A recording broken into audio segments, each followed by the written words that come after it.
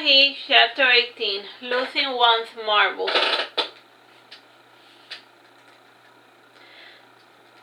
He left the duke's bedroom and he took care. The duke woke up with a start and he looked left and right and then sat back down again when he failed to notice at his bizarre entrance. Again he heard the sound of the glass breaking, and again he awoke and he saw he standing on top of the broken glass, and the mirror in his room was broken. And the dog was John still half asleep, and he sat back down in the bed, and this may look weird, but the dog had drunk a lot that night. And he placed Matilda gently beside the dog, and he tucked her in, and Matilda looked as pale as a ghost, but at least she was more or less in one piece. He left the dog's bed when he took care to close the door gently behind him, and he went to Matilda's room to survey the damage, and most of the things are completely corroded. And he shook his head and he yawned and he went back to his own bedroom. And the second he opened the door, a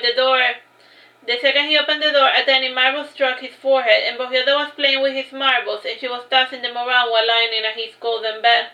He closed the door to make certain that they would not get out again, and he frowned when he saw his meal was cold, and he yawned again, and he ate his meal in silence, and the silence was only broken by the high-pitched sound of the marbles cracking against the wall. Things settled down after the blood-red incident, and Matilda was still a bit traumatized, but she pretended nothing bad had happened, and no one could explain how her room had melted off, and there was no blood visible, and Bersamer was back to his old solid self. And the strange phenomena had also occurred in his room, and Bersamer feigned ignorance, and he pretended not to have noticed his surroundings corroding. And after much investigation, everyone agreed to blame it on Charity. And after a few months, normalcy returned, and still a dark shadow hovered everyone, and blood-red moon was going to be visible this month, and whenever that occurred, war and conflict was put on hold while the eye of blood-red shone over the sky. And based on their knowledge, the blood-red moon was going to be out and about for 15 days, and Bersamer said so as well. And on the day when the moon would depart, the Duke felt like having a party. And the people would use the rest of the days to make preparations, and most of the planning was made by Matilda, and on the first day she asked the nobles in the castle to invite whoever they felt like it. And she asked them to be realistic about the invitation, not to bother to invite anyone who couldn't make it, and Bersamer invited Unda, Cano, and Belladonna, and the pair were were in a nearby feudal, and they could make the trip in less than a month. And the Duke invited his family to stay the hell away from the castle for 15 more days. And Mordred had his little girl, so he was not in a particular mood to be with anyone. Still, he decided to invite Rimaru, Lamina, and Suberus. He did not know them personally, though he had heard strange rumors about them. And Rimaru was a party girl, regardless of what party he was certain to attend, and Lamina was a little sphinx like Canon, and Mordred figured that he could hook them up. And he was also curious to meet the new master of the tower, Osuberus, and his new master adopted the name of the previous master, and as such no one knew the original names of all of the masters of the mage tower. And he was mighty pleased that Mordred had invited his brother Rimaru and his sister Lamina, and Mordred did not know that they were related, and he figured that he should have invited all of his siblings to the party. Heck, he even invited his own man. And he also invited Wicked Sophie and his mother and the blood-red to the party, and as usual no one was able to read his crazy little invitation, and thankfully there were the pudgy dragons that were able to interpret his awful calligraphy.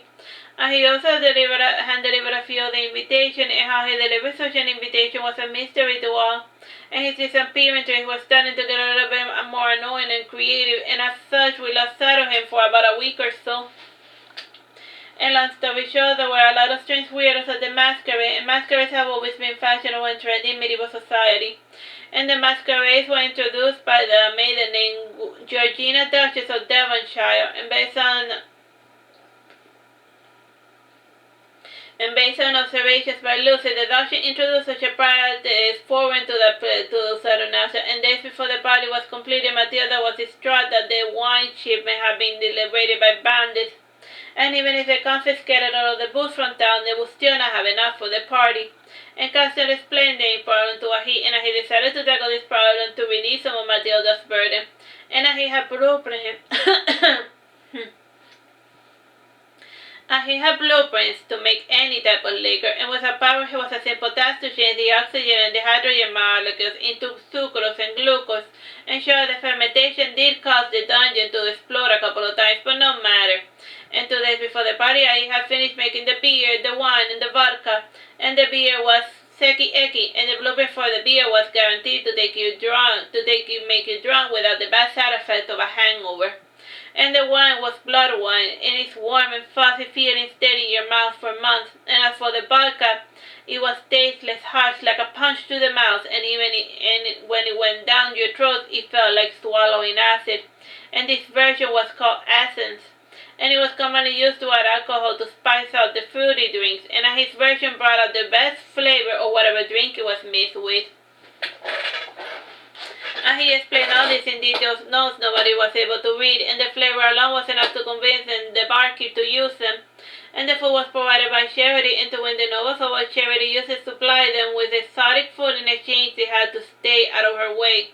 It was a sort of food diplomacy, and the party was going to be held in the ballroom, and it was located in the heart of the citadel, and being a citadel, the ballroom had limited capacity. And it was only 2 stories high, and the space was wide enough to accommodate 500 nobles. And for nobles to be comfortable, they needed at least 5-meter distance from each other, and for masquerades, the personal spacing was pushed to the commoner levels. And this masquerade was definitely overcrowded, and around the times more and more people happened to appear out of nowhere. And the ballroom tonight was decorated with red velvet curtains, and they hung from the stained glass windows, and they were pushed back by masks tied together by crimson roses.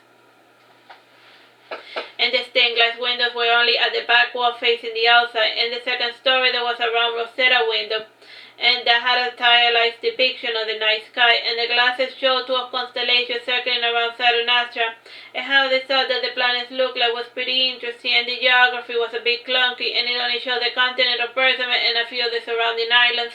And the world was a giant sphere, and the sky belt was depicted like rocky circles around the planet, and it only showed 7 moons, with the largest the Titan moon. The sun too was depicted like a moon revolving around the planet, and they had a Ptolemaic model view of the world, and on top of the Rosetta window was Jupiter, aka the eye of blood red, and he gazed down on Saturnastra like an ominous shadow, and the 4 smaller windows below in the first floor depicted the 4 seasons. And the spring season showed Denise playing the harp, and from her red hair grew flowers, and the summer panel showed blood red with surrounded by bodies. And the summer was the preferable war season, and the style as depiction of blood red panel made the gory scene artistic. The fall showed a witch in the forest drawing a magic circle, and the winter months showed a maid dressed in white robes, and his hair was silver colored, and surrounding around him was an albino feral dragon, and the winter month was when you saw more dragons afoot. And as for the dragon depicted there, he was called Albion, and he was an aberrant feral dragon, or so the legend told, and based on Wicked Sophie's observation, the dragon only surfaced once to fight blood red. The fight ended in a draw, and for that reason he came to be associated with winter, the polar opposite of a bloody summer. The stained glass windows faced the giant portal, and the door originally belonged to a ruined church, and it was a holy door of sorts, and from either side it had a golden panel showing scenes from the afterlife, and the engravings facing the outside showed scenes of the normal life, like farming. Hanging from the roof was a ceiling of tear-dust chandelier, and the center candle was surrounded by a glass flower, and the candle too was made of crystals, and it could only believe was magic, and the reflection from the magic light was enough to shed light into the entire room, and the magic light was composed of a soft golden glow, and its strange shimmering nature and how it bent with the surrounding made it so that people did not cast a shadow inside the ballroom. And on the left-hand side of the room there were 2 long tables with delectable foods, and the mantle over the tables were blood red as well as the napkin, and the silverware was made of gold as well as the goblets, and the nice table had 500 or so chairs for the guests, and the left had the food in a sort of buffet style, and 40 masked servants dressed as noblemen would serve their masters. Standing before the stained glasses was an improvised stage, and a music band played on the left and the right, and the performers did their show in the center. And performers, well, it was just what you would expect of a medieval show: gestures, jugglers telling nice stories, dancing maidens, magicians, and 5 fortune tellers, and of course the singers. And the stage is set, and let the show begin, and the ushers opened the portal, and all the guests went into their seats, and they all wore masks, and since it was a masquerade, no introduction was made.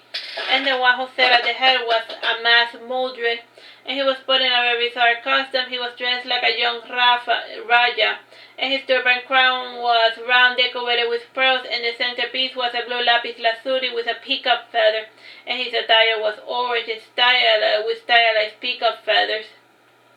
The Duke was with the servants, and he was pretending to be a servant. Unlike the rest of the servants, he wore a black mask, and it was his habit. The Duke would swap out outfits from time to time to bother the guests, and he was nowhere to be found, and we hovered around the strange crowd. And where Sophie was the fourth group of masked maidens, and she was wearing a pink puff dress, and she had white gloves and a white mask, and the Rococo dress had a fluffy hood and plenty of embroidery. The next figure to enter was Matilda, and her outfit was similar to the Queen of Hearts costume, and today she was acting as the Duke's wife. And as such, all of the servants treated her with the utmost reverence, and in no time the room was overcrowded by people, and they were ushered in faster than usual by a trio of evolved babes, and the apes walked erect like humans, and they were still hairy and had a tail. And the one leading them was a slender primate, and he wore his black hair combed back in a small bud, and his fur was a light color golden, and his hairless hands were black, and they still had a some apish distortion. His feet too were like those of the apes, like hand feet. And he wore an elaborate blue shirt, and he had the patterns of swirling waist, and his pants were black and had some strange patterns. Like a shepherd, he led the human crowd into the seas with his staff, and the staff had many strange scenes of the forest, and on top of it he had a stylized serpent coiling around him. And since no one knew who he was, they naturally assumed that the ape was just doing what was his job. And all imagined that the monkeys were humans wearing costumes, and little did they imagine that they were highly evolved apes from Lusitania. And Chaos and Saturnastra were assembled, and it was almost impossible for us to keep track of all of the scenes, and the head count was already 3,500 guests, and of the 973 were inside the ballroom, and the rest were all spread out all over the citadel, and things became even more chaotic as soon as they tried at his drinks. And Wicked Sophie danced with one of the ape men, and she said to us, "Guys, why don't you tell me why you haven't... Guys, don't tell me you haven't still found a hit. Must I do everything myself?" And she removed her mask, and she revealed her unnaturally large eyes, and the monkey man dancing with her said, "My, what big eyes you have." And she saw reflected in her eyes a tiny pair dancing, and she had been observing us all the while. We wandered around like idiots, and it was hard to focus when we found everything around us so amusing. And Wicked Sophie showed us the difference in experience, and we went to focus on the couple that Wicked Sophie was observing. And when she saw we had noticed a hint, she put it on her mask again, and her large eyes were causing some of the nearby drunken dancers to make rude comments. And the young couple dancing quite clumsily, and the music they danced to had nothing to do with the music, and he wore a strange black attire, and it was tied around the edges, and the sides were pretty and dark blue, and he had a golden pyramid tied together by tiny black orbs, and on the waist he wore a small blood-red sash with slight black frills, and the shoes were also red. And he wore a black hat, and the bottom of the front was blue, and the golden pattern on the sides. And he also wore a white mask which covered from his nose to his forehead, and his dance partner was Brunhilde, who wore a ballerina dress, and she had pink shoes as well, and the dress had a long sleeve, and her hair was tied in a bun, and she wore a white mask with pink sapphire jewels on the forehead. And she was trying to get Soho to get a hit to dance a simple waltz, and like most masquerades, Georgina, the Duchess of Devonshire, had introduced waltzing into the noble circle, and he was refusing to let Brunhilde guide them, and in each turn she would try to guide him, and he would stop midway and put his foot right down and shaking his head. And each time he did, Brunhilde was snapping incoherently, and eventually she growled in incoherent fashion and kicked up a non-existent dirt, and he pouted and walked away. And he was much too strong-willed to allow himself to be guided by any mortal hand. And while Brunhilde felt like dancing to the music being played, he was dancing to his own tune as he usually did. Alright, so then that's the end of that.